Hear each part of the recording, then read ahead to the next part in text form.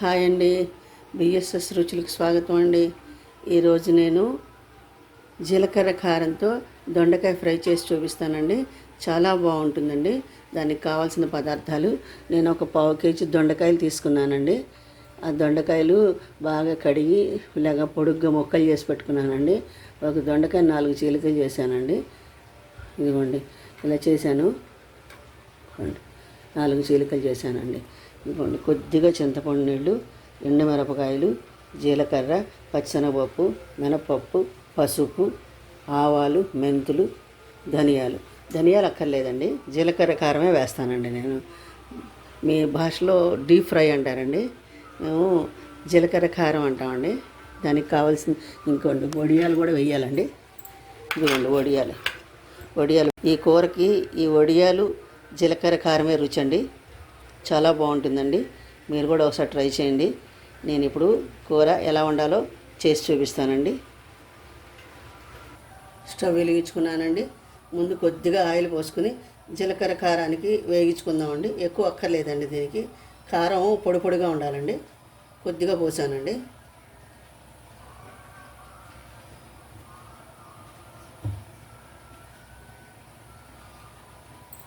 కొంచెం నూనె వేడెక్కాక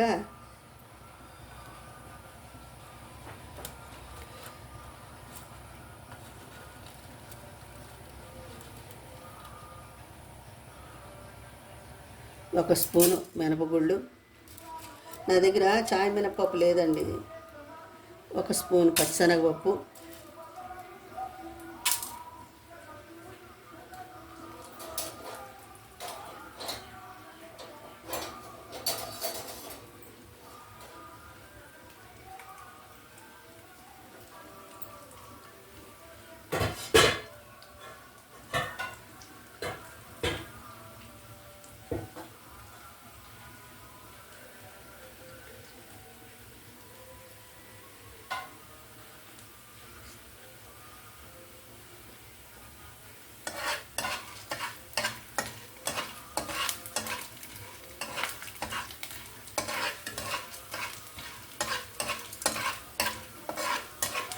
కొంచెం వేగాక ఎండుమిరపకాయలు వేసుకుందామండి.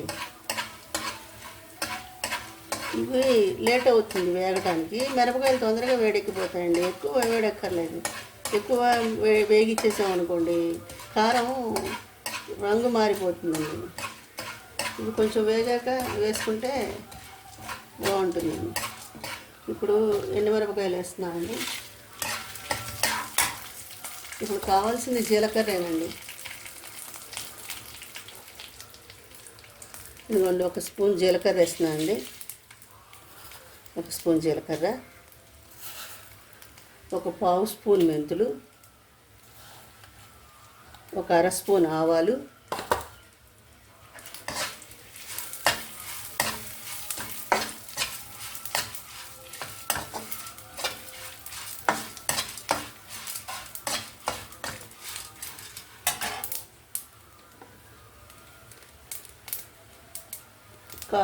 ఒక 1/2 స్పూన్ ఇంగువ,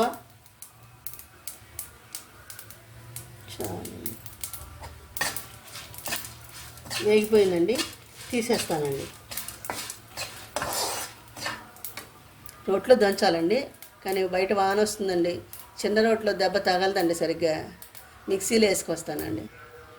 ఇప్పుడు ముక్కుడు పెట్టుకున్నానండి. కాస్త ఆయిల్ వేస్తానండి.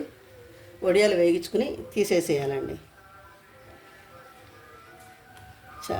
ఈ కూరకి ఇంత ఆయిల్ పట్టదండి. వడియాలు వేగించాక కాస్త ఆయిల్ తీసేసి అప్పుడు కూర వండుతానండి. ఆయిల్ కాగాక కాస్త వడియాలు వేద్దామండి. చాలా బాగుంటుందండి కర్రీ. ఇది 2 రోజులు నిల్వ ఉంటుందండి ఫ్రిడ్జ్లో పెట్టకపోయినా. మీరు కూడా ట్రై చేయండి.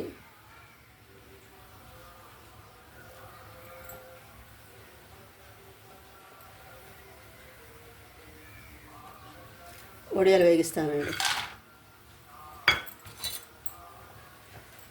వేగించుకుని చింతపండు పులుసు కాస్త వేస్తాం కదండి, దానికి ఈ పట్టేసి వడియాలకి చాలా బాగుంటుందండి. ఇది ఫ్రిడ్జ్లో పెట్టకపోయినా 2 రోజులు ఉంటుందండి ఫ్రై. ఫ్రిడ్జ్లో పెడితే వారం ఉంటుందండి. గట్టి బాక్స్లో మూత పెట్టుకుంటే ఈ వడియం కూడా నానిపోకుండా మనం వేగించిన వడియాలు ఎలా వేస్తామో అలాగే ఉంటాయండి. గట్టి బాక్స్లో పెట్టి ఫ్రిడ్జ్లో పెట్టుకుంటే ఒక వారం రోజులు అలాగే ఉండిపోతాయండి. ఆ గట్టిదనం అలాగే ఉంటుంది, మెత్తపడదు. చింతపండు పులుసులో మెత్తపడుతుంది, ఎక్కువ మెత్తపడదండి, అలాగే ఉంటాయి. ఇది ఫ్రిడ్జ్లో పెట్టకపోయినా 2 రోజులు ఉంటుందండి. ఇది ఈ జీలకర్ర కారం అస్సలు పాడవదు. వడియాలు వేగిపోయినాయండి, తీసేస్తాను. తీసేసాక కొంచెం ఆయిల్ తీసేసి కూర వండుదామండి. ఆయిల్ కొంచెం తీసేసానండి. ఇప్పుడు దొండకాయల్లో కాస్త ఉప్పు వేసి కొంచెం కందగా ఇదిగోండి, దొండకాయల్లో ఉప్పు వేసేస్తున్నానండి. ఉప్పు వేసేసి ఇలా పిసికేసి వేసేద్దామండి. పిండక్కర్లేదండి, ఊరికే కలిపేసి వేసేస్తే చాలు. ఎందుకంటే అప్పుడు ముక్కకి చక్కగా ఉప్పు పట్టేస్తుందండి. మనం ఈ వడియాలు, చింతపండు పులుసు, జీలకర్ర కారం వేస్తాం కదా, ఆ కన్సిస్టెన్సీ దీనికి బాగా పడుతుందండి. అప్పుడు దొండకాయకి కొంచెం హార్డ్గా ఉంటుంది కదండి దొండకాయ, అందుకని ఇలాగ పిసిగితేనే దీనికి ఉప్పు పడుతుందండి. మనం ఊరికే చల్లితే ఉప్పు పట్టదు. ఇలా వేసి వేగించుకోవాలి, చాలా బాగుంటుందండి. కొంచెం వేయాలండి చింతపండు పులుసు, ఎక్కువ వేయకూడదు. ఆ ముక్కలు పీల్చుకునే అంత వేస్తే చాలండి. కారం మిరపకాయల్లోనే నేను వేసేసానండి. పసుపు, ఉప్పు వేయక్కర్లేదు. ఈ కూరకు సరిపడే కొడుతున్నానండి. మామూలుగా అయితే నిలవ ఉంటుంది, కాస్త ఉప్పు వేసి కొట్టుకోవచ్చు, నిలవ ఉంటుంది. నేను ఎప్పటికప్పుడు ఫ్రెష్గా కొడతానండి. మళ్ళీ నిలవ ఉంచుకుని వామిటాల కారం ఉందండి, దాంతో నేను తోటకూర పప్పు తిరగమాత పెడతానండి. ఇదిగోండి ముక్కలు అంతే. దీన్ని పిండకూడదండి, దీంట్లో ఉన్న నీళ్ళని పిండకూడదు. ఇప్పుడు దీని ద్వారానే, ఈ నీళ్ళ ద్వారా, ఆ నూనె ద్వారానే ఇవి వేగుతాయండి.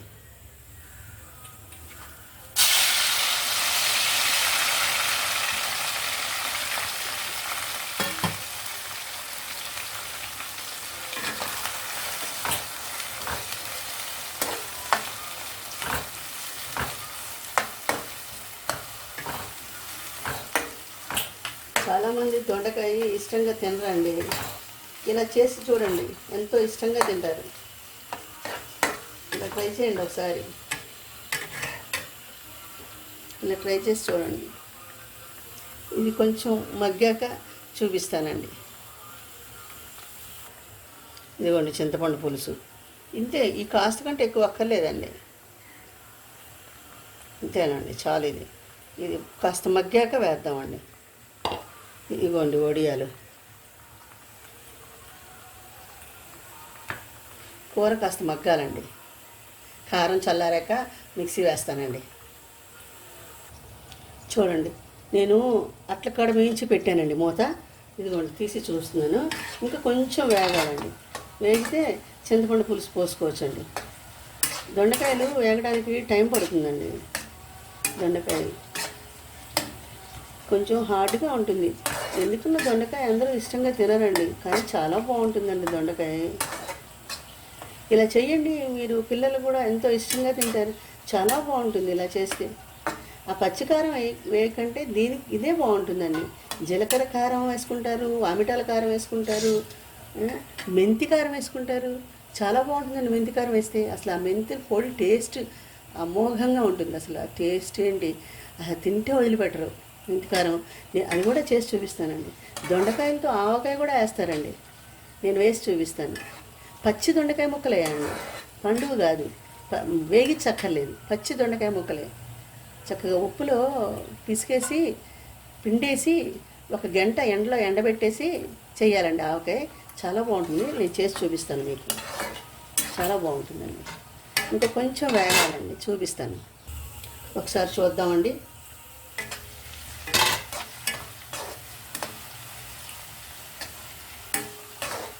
ఇది కొంచెం వేగాలండి, ఎక్కువ అక్కర్లేదు. కూర పక్వానికి వచ్చేసిందండి. గుండ తీసుకొస్తానండి, నేను గుండ తీసుకొస్తాను. గుండ కొట్టలేదండి, చల్లారాలని అలా ఉంచేసాను. తీసుకొస్తానండి ఇప్పుడు ఆ గుండ తీసుకొస్తాను. ఇంకా కొంచెం వేగితే చింతపండు పులుసు పోసేసుకుని, చింతపండు పులుసు కొంచెం పచ్చివాసన పోయాక ఆ గుండ వేసేసుకుని వడియాలు వేసేసుకుని 1 గంట నానిన తర్వాత తింటే ఉంటుందండి. అసలు మొత్తం అన్నం అంతా దీంతోనే తినొచ్చండి. నేను ఆడి తీసుకొస్తానండి, గుండ ఆడి తీసుకొస్తాను. చూసారా మూతకి ఎక్కడ ఆవిరి చినుకలు లేవు. చూసారా ఎంత నీట్గా ఉందో. ఎప్పుడు కూడా ఆవిరి బయటికి వెళ్ళిపోవాలండి. బయటికి వెళ్ళిపోతేనే అది మనం ఆయిల్ వేసుకున్న కూర అయితే ఆయిల్లోనే మగ్గాలి. అది చింతపండు పులుసు వేసుకున్న కూరలు అయితే ఆ చింతపండు నీళ్ళతోనే దవ్వాలి. ఆ మూత పెట్టేసి చూసారా ఆవిరి చినుకలు అసలు ఎక్కడా లేవు. ఆవిరి చినుకలు ఉండకూడదండి. ఇదిగోండి చింతపండు పులుసు పోసేస్తున్నాను. నేను చిక్కగా పిసిగి పెట్టుకున్నానండి. చాలండి, ఇది కాస్త చాలు. ఇది కొంచెం పచ్చివాసన పోయాక అప్పుడు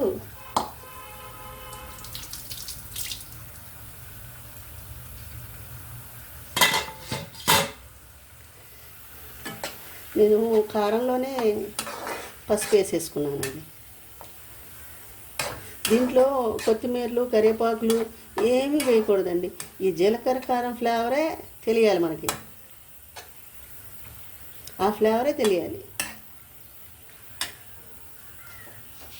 ఇదిగోండి జీలకర్ర కారం. ఈ కారం మొత్తం పట్టేస్తుందండి. ఇదే కదండి రుచి, గ్రేవీగా ఉండాలి కూర. ఇది పట్టేస్తుందండి. ఒక్క నిమిషం అలా మూత పెడతానండి, ఒక్క నిమిషం. సగమే పెట్టానండి మూత. చాలండి, ఫినిష్ అయిపోయింది కూర. చాలా బాగుంది. చూసారా ఎంత బ్రౌన్ కలర్లోకి వచ్చేసిందో. బ్రౌన్ కలర్లో ఉందండి. ఇప్పుడు వడియాలు వేసుకోవాలండి. ఈ వడియాలు పడతాయండి. మీకు ఇష్టమైతే మీకు దగ్గర రెడీగా ఉంటే వేసుకోండి. కానీ ఈ వడియాలు జీలకర్ర కారమే దీనికి టేస్ట్.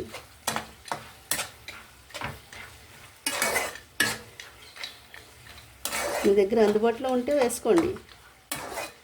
కానీ నా ఛానల్ కూడా సపోర్ట్ చేయండి, సబ్స్క్రైబ్ చేయండి. కారం వేస్తున్నానండి.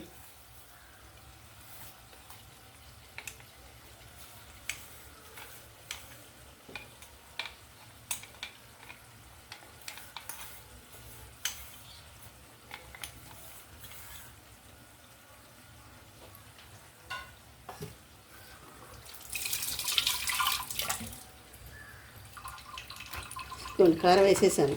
ఈ కారం పట్టేస్తుందండి, వేసేయాలి. ఈ కారం పచ్చివాసన అలా ఏం ఉండదండి, ఉండదు. ఇంకా సర్వింగ్ బౌల్లోకి తీసుకోవడమేనండి, అయిపోయింది కూర అంతే. సర్వింగ్ బౌల్లో తీసుకుని సర్వ్ చేసుకోవాలి. చూసారా ఎంత బాగుందో, చూసారా ఎంత బాగుందో. ఇదిగోండి సర్వింగ్ బౌల్లోకి తీసేసుకుందామండి.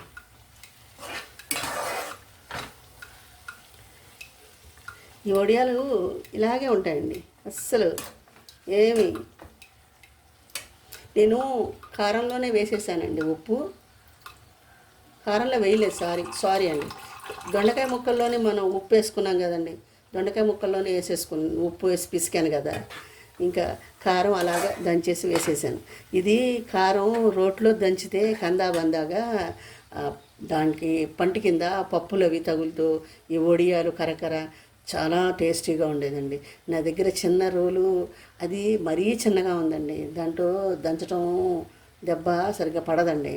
బయటేమో వాన వస్తుంది, అందువల్ల మిక్సీలో వేసుకొచ్చాను. అయినా కూడా బరగ్గా ఆడాను. మిక్సీ టేస్ట్ మిక్సీదేనండి, రోటి టేస్ట్ రోటిదేనండి.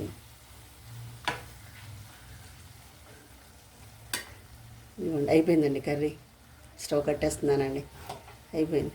దీన్ని సర్వింగ్ బౌల్లోకి తీసుకుని సర్వ్ చేసుకోవటమేనండి. నేను మీకు చూపిస్తాను, సర్వింగ్ బౌల్లో తీసి చూపిస్తానండి. అదిగోండి, చూసారా ఎంత బాగుందో. మీరు కూడా ఒకసారి ట్రై చేయండి. ఇది ఏమీ అవ్వదండి, ఫ్రిడ్జ్లో పెట్టక్కర్లేదు. 2 రోజులు ఉంటుందండి, ఇలాగే ఉంటుంది. ఇది ఏమీ అవ్వదు. మీరు కూడా ట్రై చేయండి. నా ఛానల్ని సపోర్ట్ చేయండి, సబ్స్క్రైబ్ చేయండి, లైక్ చేయండి.